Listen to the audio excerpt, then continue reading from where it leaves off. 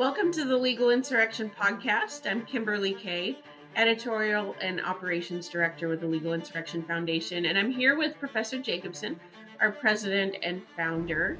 And today we have a very special guest that we told y'all about earlier this week, which we're very excited about. We have Mark Mitchell, who's a head pollster at Rasmussen Reports. And he's here with us today, and we have many burning questions for him. And we think it'll be a very insightful and enlightening conversation today. So we're very excited to have him on. And before I turn this over to Professor Jacobson, who I'm sure has many things to say, how do you pronounce Rasmussen? Is it Rasmussen or Rasmussen? We had this conversation the other day, and I never know which way it is. I didn't know how to pronounce it either until I started working here, but it's Rasmussen Reports. So Now we know. Now the whole world knows.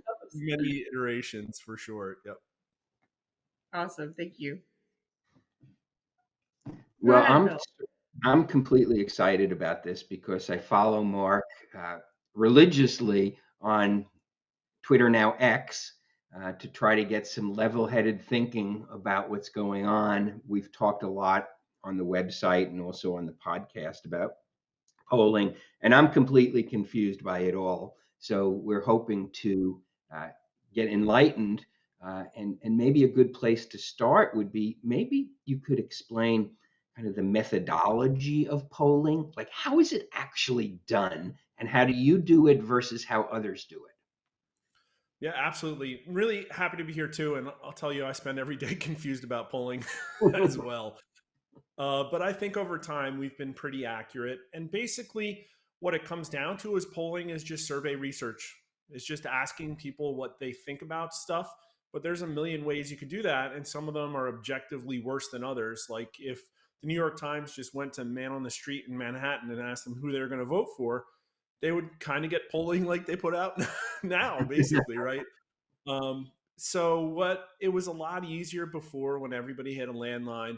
And what your goal is to get a representative sample of the population. You try and get the biggest sample you can, but you're limited by money and time. And over the years, it's gotten harder and harder to get a real representative sample because less people have landline phones. There's laws against dialing people using robodials on cell phones. Spammers have kind of ruined people's willingness to pick up the phone and talk. And then younger people are just less connected. And so it's a lot tougher, and data sources have fragmented and drifted, and people are trying alternative data sources. And that's really a lot of the difference you're seeing now in the polls. Now, I will say, I think we'll probably get into it later. A lot of the big difference is driven by the fact that Trump has broken politics in a particular way that has made it harder for mainstream media polling outlets to be accurate. But giving them the benefit of the doubt, the data situation is a lot trickier as well. So what we do is we're still a mix of landline phones and then also online panel aggregators. So there's people who own panels of individuals who will take surveys for money, and they get aggregated by large companies into data that I can just go anonymously get and pay for. But also I have 400,000 people who picked up a landline phone and answered a Rasmussen poll in the last couple of years. And 55% of the electorate's over 50. So I'm going to keep using those people. And that actually helps me get a more representative sample of the country, because the kind of person that is sitting at home in their socks answering a survey for 75 cents is very different than somebody who sees that phone ring and rushes to the phone because they really want to give a piece of their mind. That person, in my opinion, much more accurately reflects the kind of person who's going to haul themselves out of the couch on election day and go vote. And since we poll likely voters and we're trying to predict election outcomes, it all kind of works. But at the end of the day, you're never going to get a data stream that matches the electorate. There's always some amount of adjustment that has to happen with weighting or balancing or survey targets and quotas. And so there's all these levers that we play with on a daily basis to try and actually make our data stream match reality. And it is tough. It's challenging. Elections are not very easy to predict. And yet we did pretty well back in 2020. We were really close. Our average polling was less than a point off from the national popular vote in 2016. In 2020, we were actually on average about a point and a half to left. And I think that's a pretty good outcome because the entire polling industry was like 6 points to left. So we try every day, but at the end of the day, it comes down to integrity and a willingness to be objective about your data, and not maybe allow some managerial editor type person a couple levels above you put their thumb on your scales for you, which is what I think is happening at the New York Times right now. Yeah. Now, you use the term representative sample. Isn't there a lot of wiggle room in that? What does that mean? Representative of what? We hear, as people who don't really understand polling, a lot of different terms like registered voters, likely voters. And then we hear that some people take those numbers and adjust them to a representative sample. But of what? 2020, 2024, demographics? What does it mean to get a representative sample? Well, I don't know what's inside the head of other pollsters as they plan their weighting strategy and put together their actual data, but I can look at their crosstabs and in some cases see that the electorate they predict looks very different than mine. If you're trying to predict the outcome of the election, you want to get a representative sample of the people who you think are going to show up to vote. And so I can't just look at the last election necessarily and take what the exit polling said. First off, I don't even know if exit polling is to be trusted 100%. But if the 2020 electorate was Democrat +2, like that's a good starting point, but things have changed since then.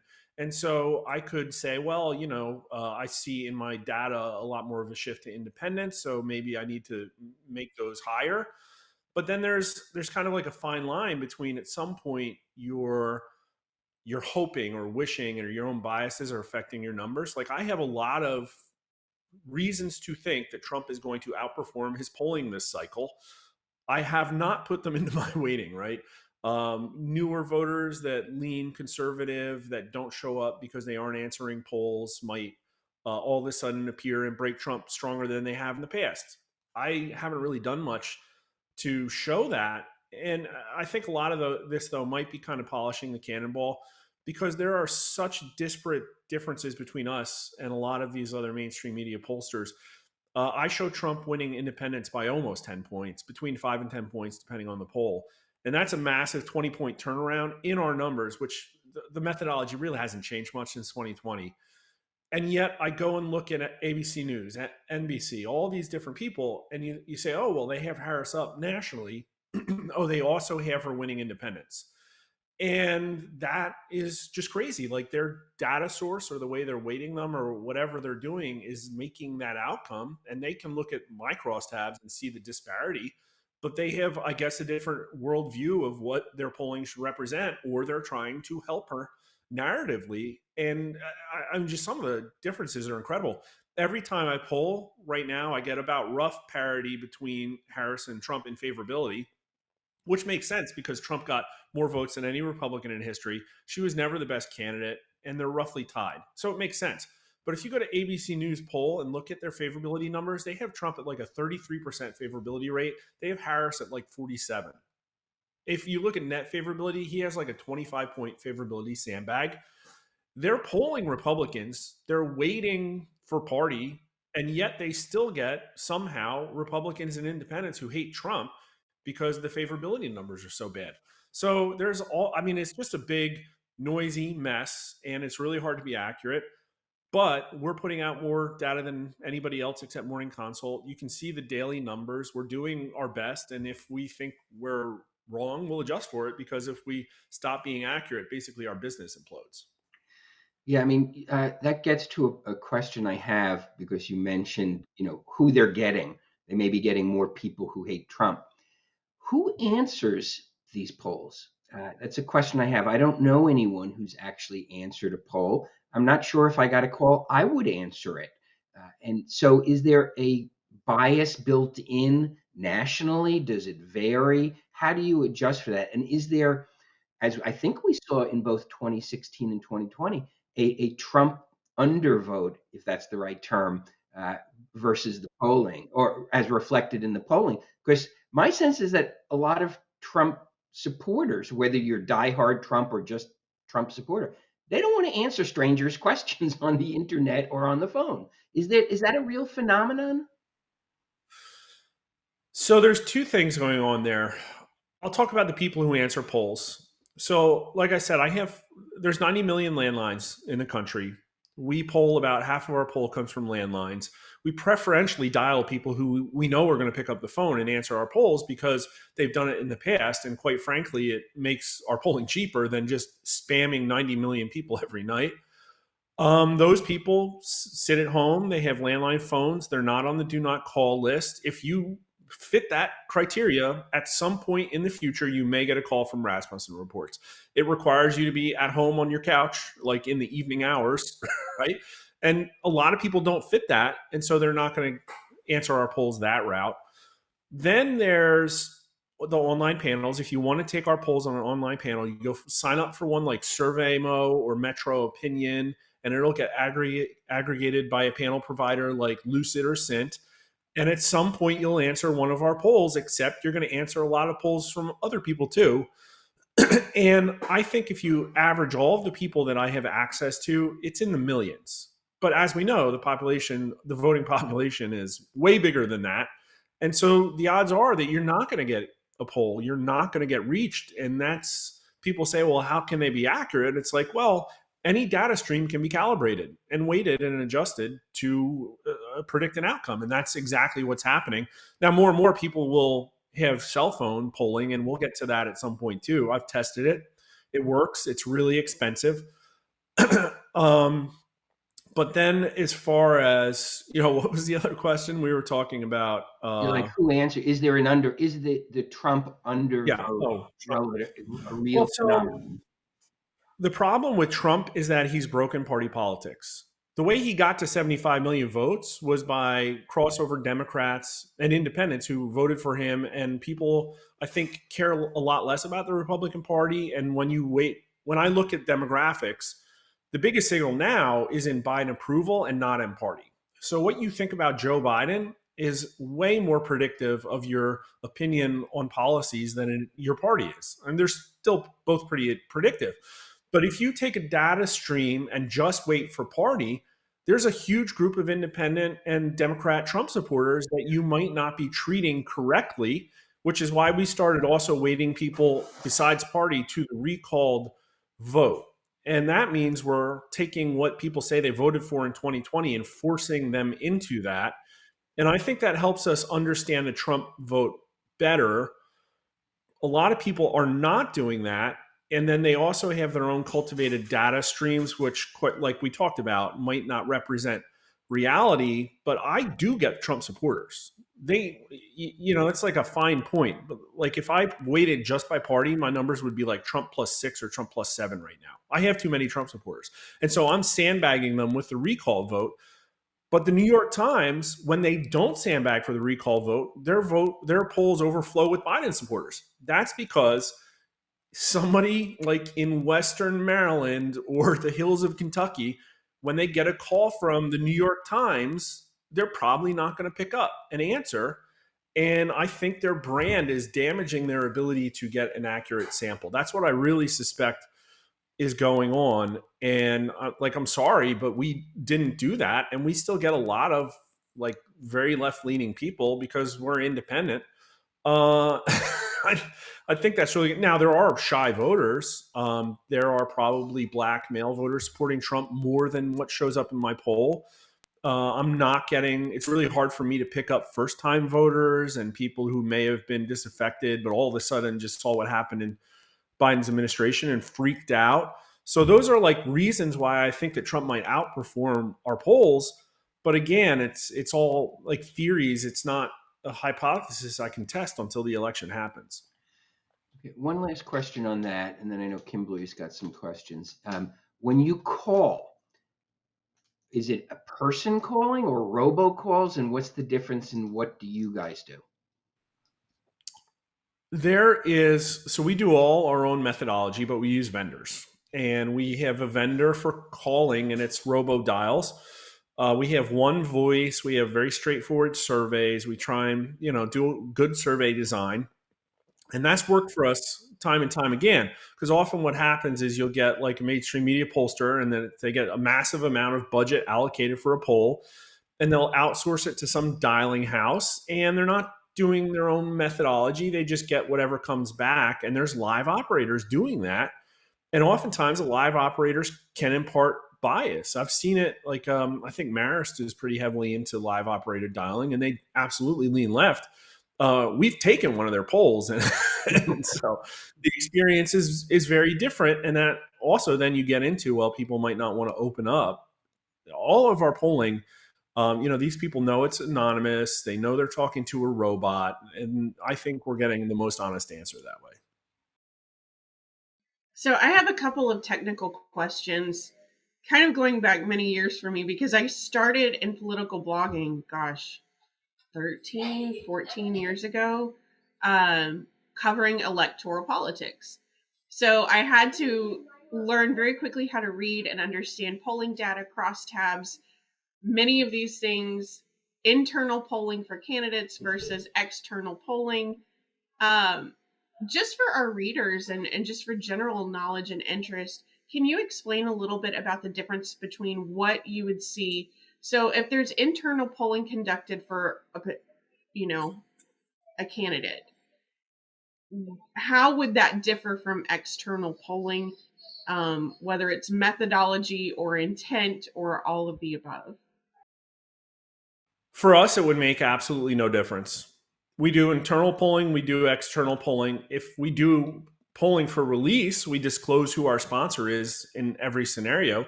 But our goal is to put out accurate numbers for whoever's paying for the poll. If it's an internal campaign, their asks as a client might be different than a public polling. Public, they might say, well, there's new proposition in California. We really want to know what voters think about it so we can figure out how to put the right messaging out. So let's ask a bunch of questions and see what sticks to the wall.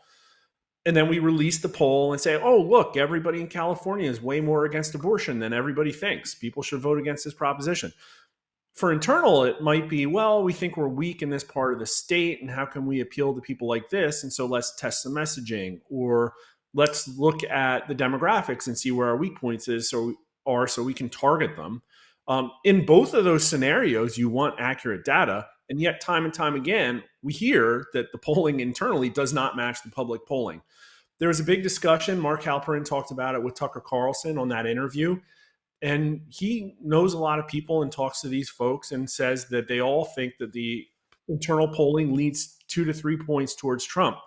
I agree with that statement, but he said it's because public polling is slipshod and cheap and rushed, and they're just trying to make it. In my opinion, the entire difference, the entire bias is made up because most players in the industry are attached to mainstream media corporations who do not want Trump to win. Period. End of story. And if you're a campaign and you're paying for internal polling, why would you pay to be lied to? Doesn't make any sense. Right.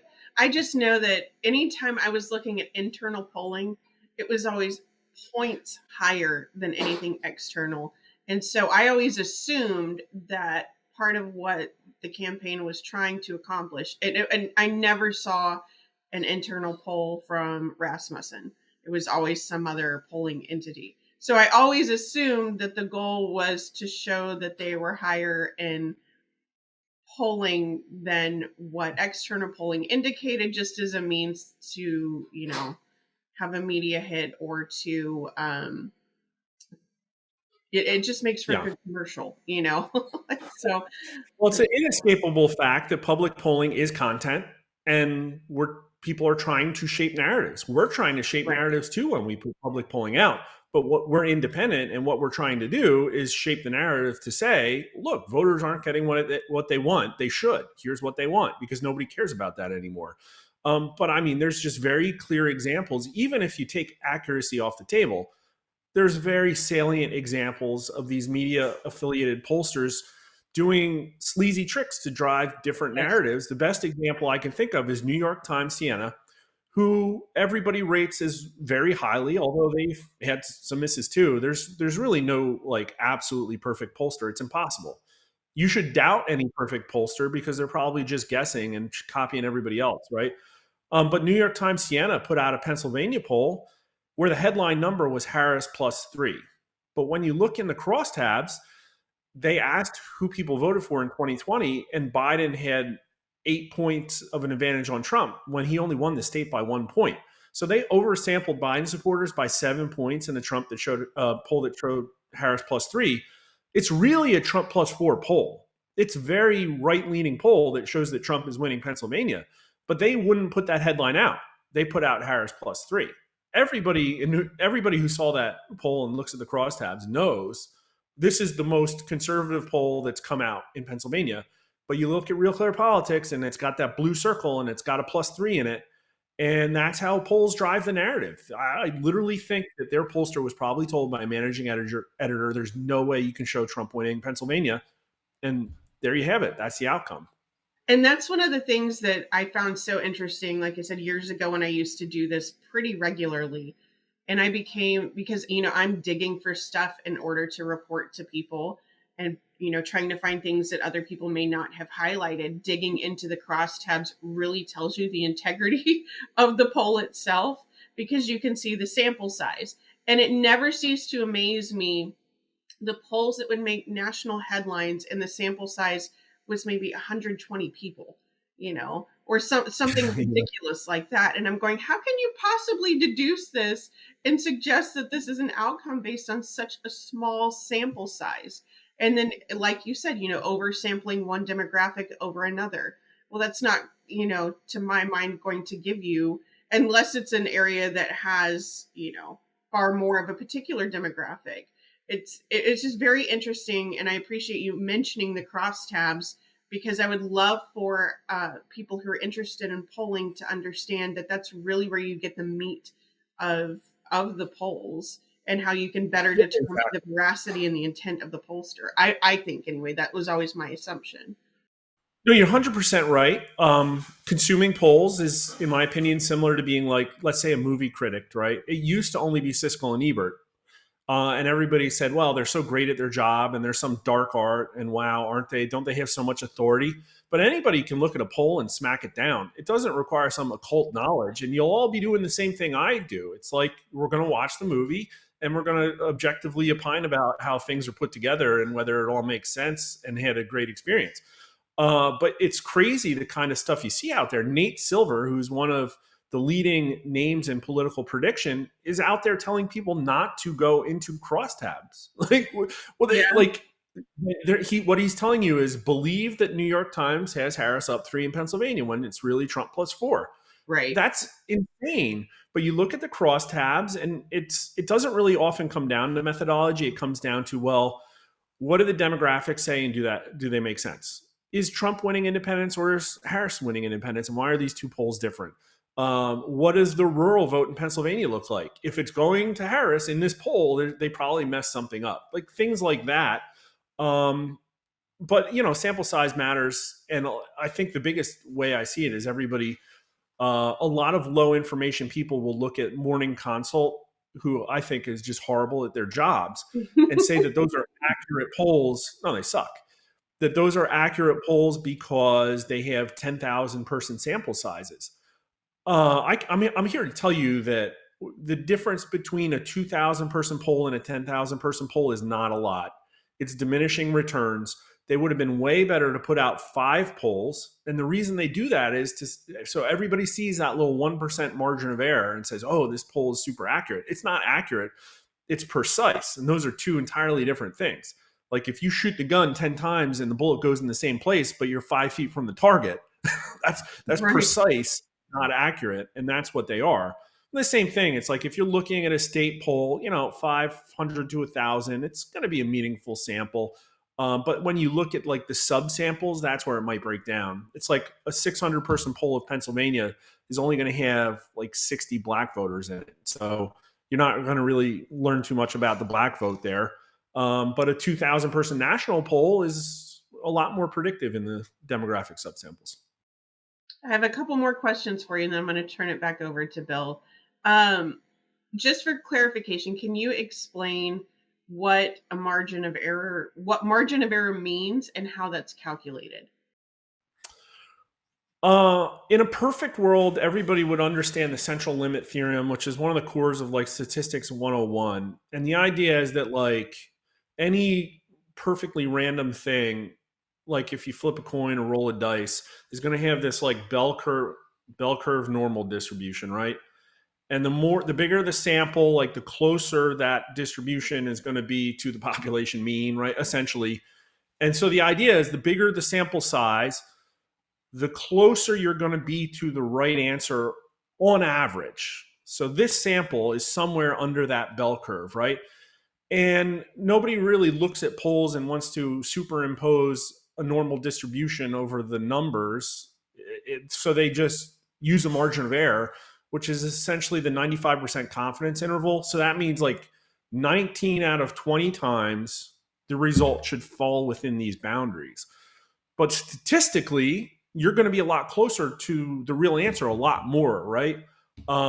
So it's like their way of saying, well, we're almost entirely confident that if we did this same poll 20 times, 19 of them would be within this bracket.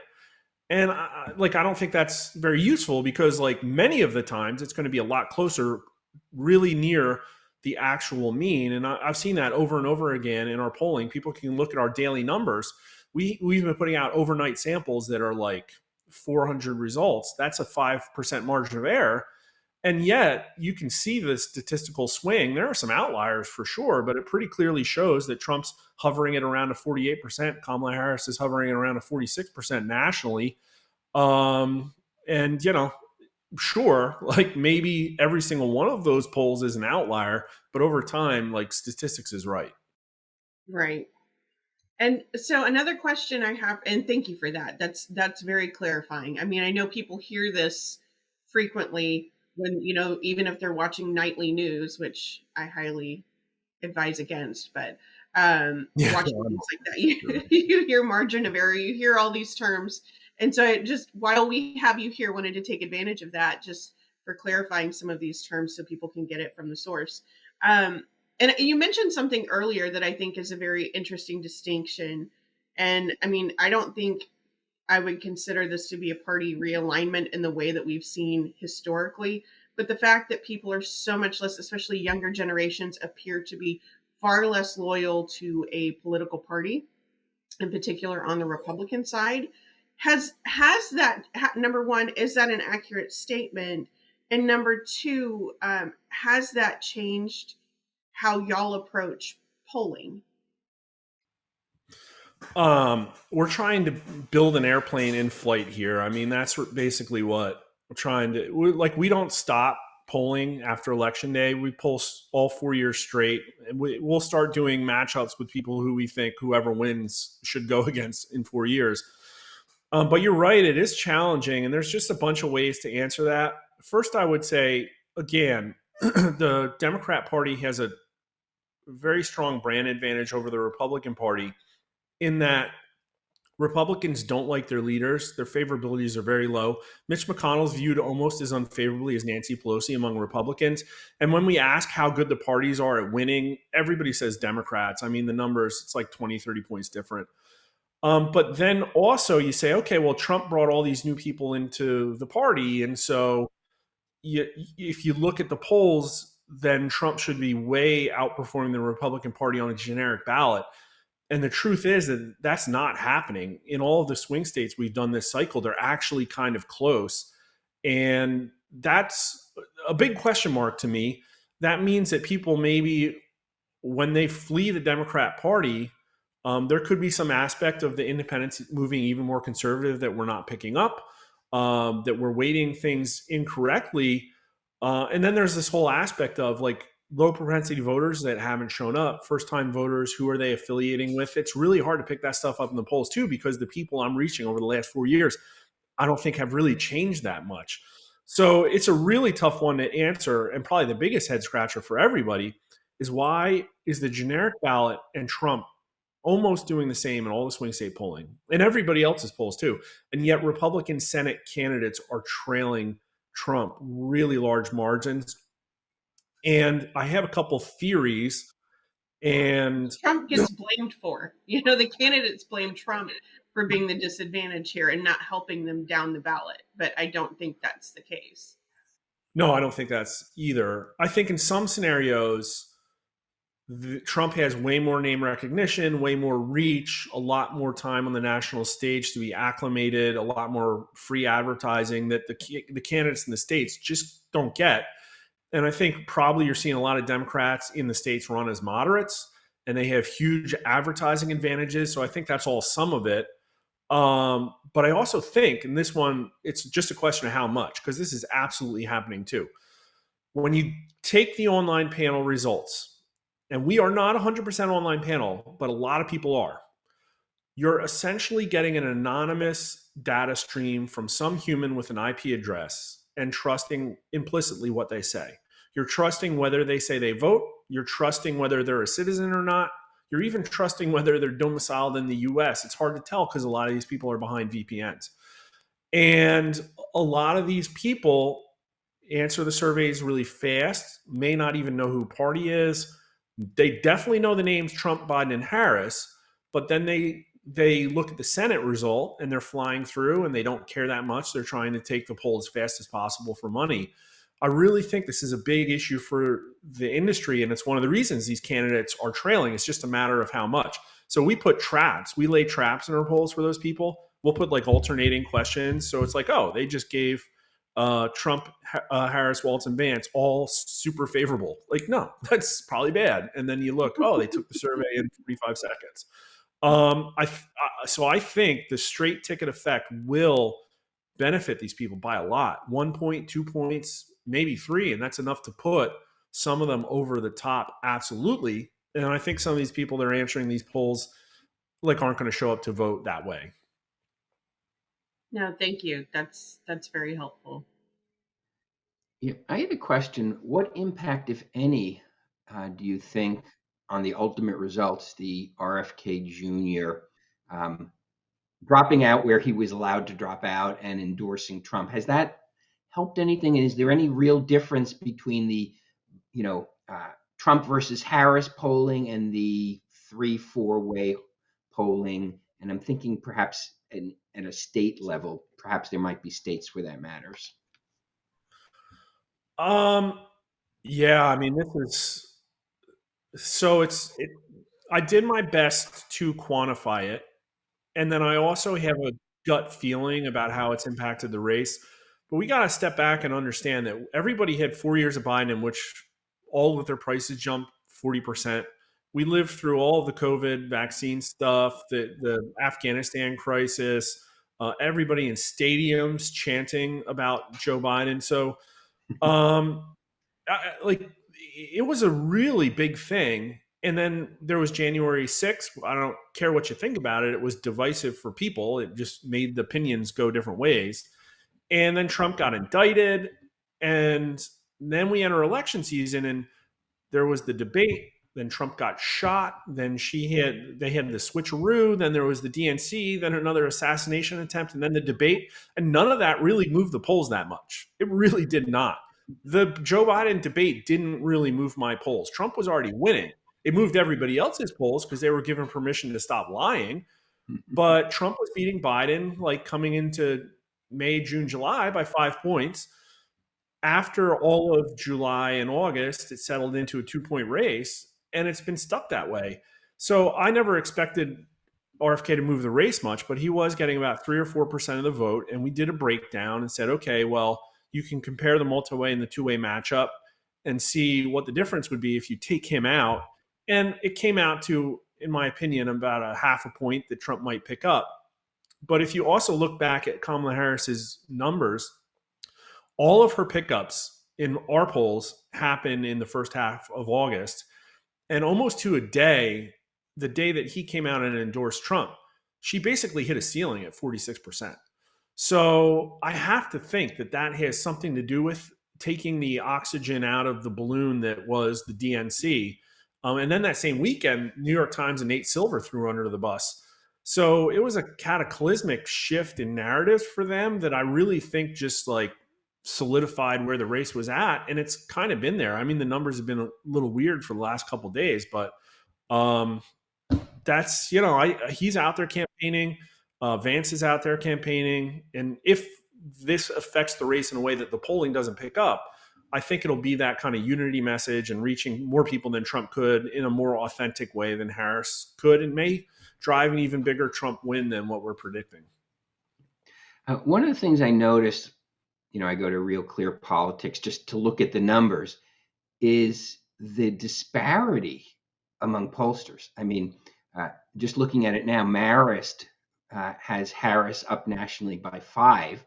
You have Trump up by 1. Most somebody's wrong here. Okay. Yeah, somebody's wrong. And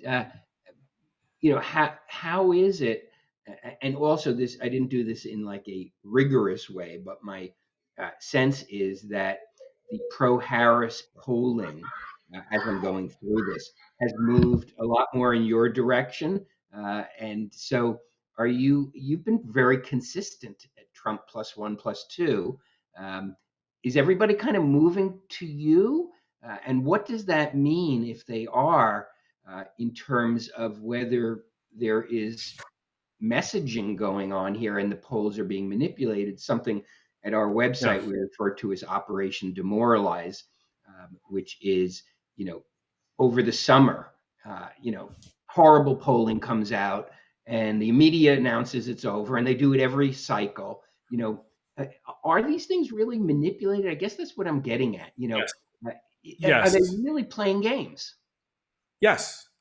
The problem is that there's so many layers of plausible deniability, and there's so many vectors in which the lie can happen. And I'll give you one really good example. There's some poll, I don't know anything about Fairleigh Dickinson University. I'm sure there's students and professors, whatever. But they did a poll, and they did a matchup, and they showed that Harris was winning by 1. And then they asked a whole bunch of like race and gender baiting questions, and then asked the matchup again and showed that Harris was winning by 7. And it was like, okay, some probably sociological experiment about how polls can be misleading. Fine. But The Hill ran with the headline, Harris +7. They read the poll. I remember that. Knew what they were doing. So that was a blatant lie. And I'll give you another example. Reuters Ipsos was the very first people that put out, I think if you'll go back and see, they were the very first people to put out like the poll that got everybody's attention, that Harris was leading for the first time where Biden was not. And it came out within like 36 hours of the switcheroo. And it went from Biden +1 to Harris +2 in like a week. But if you look at the weightings and the demographics, it went from like D +2 to D +5. So all of her gain was from in a shift in weighting. So that, in my opinion, was a blatant lie, because I'm pretty sure they weight by party. And so there was a conscious decision to change that, to show that lead and give her a narrative. But then there's, like I said, plausible deniability, because these polls do swing. If you have a 3-point margin of error, maybe you get an outlier to the right, and then the next week you get an outlier to the left. NBC News went from Harris +5 to tied in a month between two polls. And they're just like, oh, geez, like, oh, look at that. It's like statistical noise. And I haven't seen that amount of variability. Like, what's crazy is, and everybody can see our daily numbers swing all over the place. But the last 5 weeks have been Trump +2 every single time. And it's really crazy to me how locked in the race is. But then you brought up Marist, and I didn't get a chance to dive into their crosstabs. But just looking back at 2020, and anybody can change, anybody can get better, but they had Biden +9 and Biden +11 as the last 2 polls in the 2020 cycle. So just ostensibly, if they haven't changed methodology and really done a lot different, we're looking at a 5 to 7 point left bias there. And what do they have? Harris +5. Gee, there you go.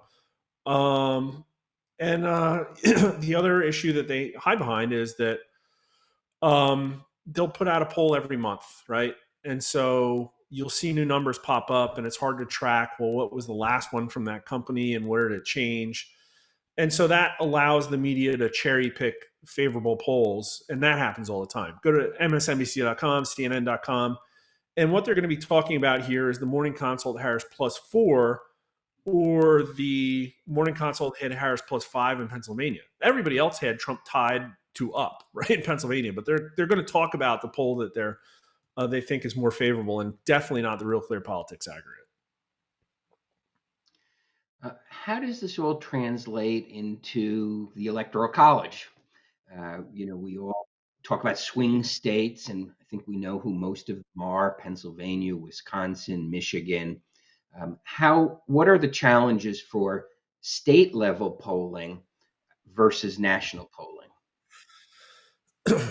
State polling's really hard. We did a bad job of it in 2020. We didn't poll that much, and we were left on average between like 5 and 7 points on some of the swing states.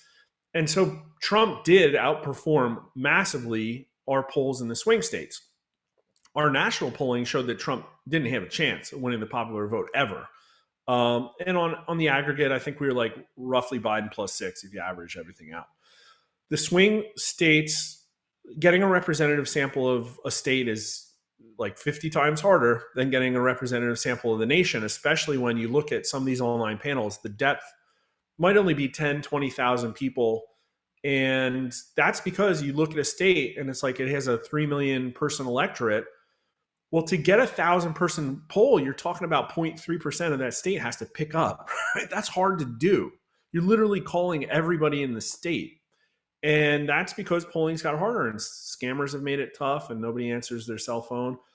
But any data stream can be calibrated. It's just a matter of how hard.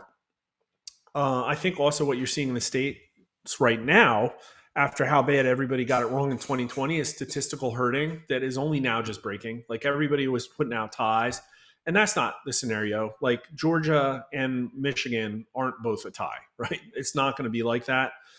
And also the state polling hasn't moved much until recently.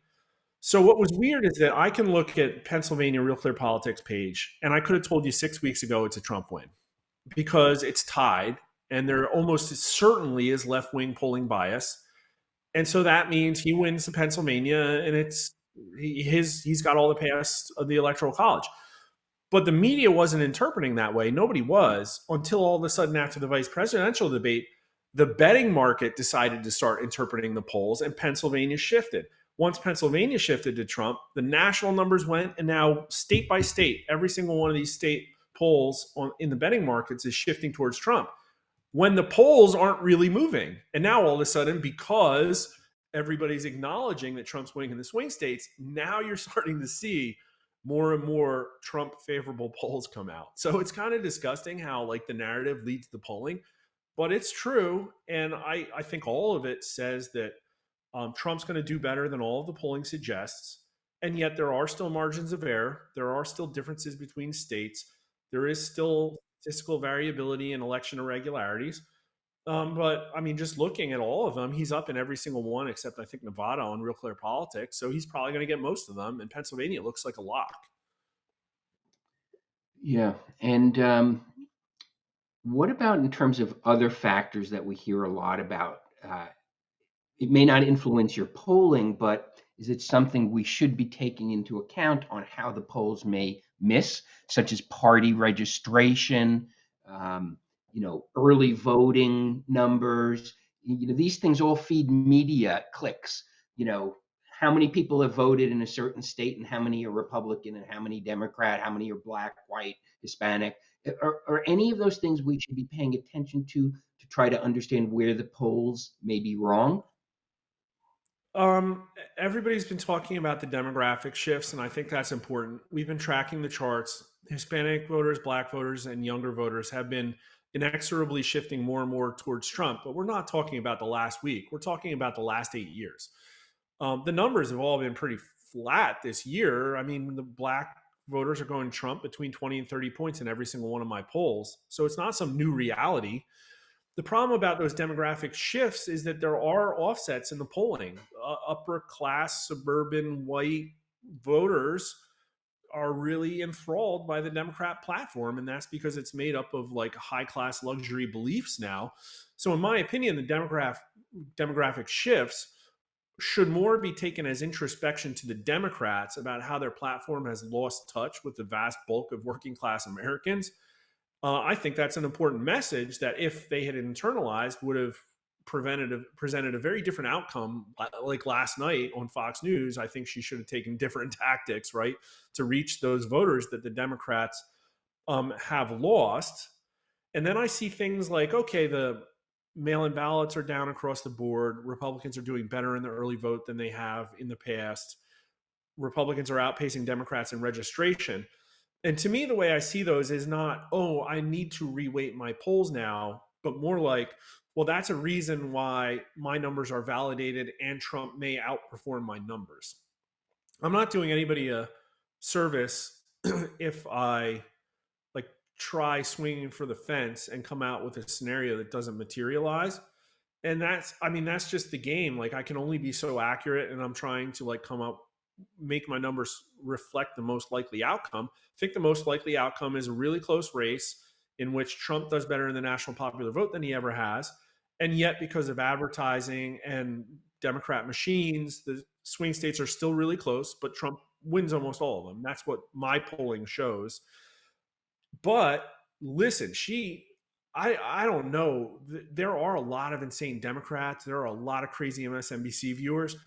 These clips that she's putting out, are they really energizing the base? I don't know if it can be answered. I don't know if those people need to be energized to turn out, or if there will be demoralization, because I think what we're going to get is another 2 weeks of the wheels falling off, and maybe Democrats don't turn out big on election day, and we'll never know until election day, and it'll look horrible, and I'll, of course, miss to the left like we did last time around. Or maybe everybody just really hated the Biden administration. They're going to turn out big in a way that's not reflected in the polling. I think those are all very likely scenarios, but I just, I don't have enough to go on to bake that into how I'm doing my numbers. So to kind of tie this up, I know you've answered some of these questions in various forms, but what are your predictions for the presidential race, House and Senate, who ultimately takes those based on what you're seeing as of now? I'm pretty sure the Montana race gets Senate over the Republican hump. So, and I also think the generic ballot polling looks good for Republicans, and it's really hard to game out how that gets reflected in sort of race pickups. But I'm gonna go ahead and assume that there's a moderate Republican pickup in the House. But that's probably the one that's the most unlikely, right, of the three. And based on my polling, Trump's doing better in the national popular vote than he ever has. There's been a massive turnaround in the way independents view Trump. And I think that all of my state polling shows that the states are either tied or going in Trump's favor. So I think he's going to win at least. I think there's no chance he loses North Carolina. I think then that's likely that Georgia's safe too. I just had a Pennsylvania +3. I think Trump takes Pennsylvania. Wisconsin, I had Trump +2. It's like, okay, that's kind of within the margin of error, but that's still better than he's done. Like, our polling in the states lean left, right? So I think he does better in Wisconsin. I think Nevada might be a toss-up. Michigan is a toss-up based on our polling. And I think he does well in Arizona. So then it just becomes a question of the individual Senate races. I had McCormick roughly tied to down a point. I think I had Hovde down a point. Mike Rogers was down a point or two. And Carrie Lake has been kind of all over the map. But she's within, my guess is if I polled Arizona right now, she'd be within 2 or 3. So I think some of them are going to benefit from straight ticket voting. You're going to have more of a pickup in the Senate. Some of those people will get in. So that's like a really good Republican outcome, as you'd expect if you survived through the last 4 years of the Biden administration and realize that we're being invaded and the prices are an issue, and it isn't these canard issues of threats to democracy and abortion. Thank you for that. I really appreciate it. So I think at this point we'll kind of wrap up. Professor Jacobson, do you have any parting thoughts before we turn it back over to Mark? No, just want to really thank you for all the work you're doing. I strongly encourage people to follow Mark on, I keep wanting to say Twitter, on X. It's going to take me a while for X to roll out. It will forever be Twitter. Very informative, funny account. But really, to me, has been a voice of reason on polling issues. There are 2 or 3 others that I also follow, but I think that's definitely, people should be following him. for these insights. And I have found this extremely helpful. And hopefully the people who will be watching this on all our different platforms, podcast, Rumble, YouTube, everywhere, will find it helpful also. And so thank you again for coming on the show. Yeah, my pleasure. I love getting to geek out about polling. Mark_R_Mitchell at Twitter, and our main account, Rasmussen_poll, has all the stories that we put out. And also I do sort of 10 to 15 minute snippets on YouTube that get into the high points of the topics. If people want to go check us out there too. Really appreciate it. Excellent. Well, again, thank you so much for your time, and thank you for coming on to share your expertise and your thoughts on this issue. I know it's hotly contested, and I know a lot of people have many questions about it. So we really appreciate you joining us today. And so for more information about this episode, you can find it at legalinsurrection.com/12. And thank you for listening, and we'll be back with y'all next week. Bye-bye. Bye.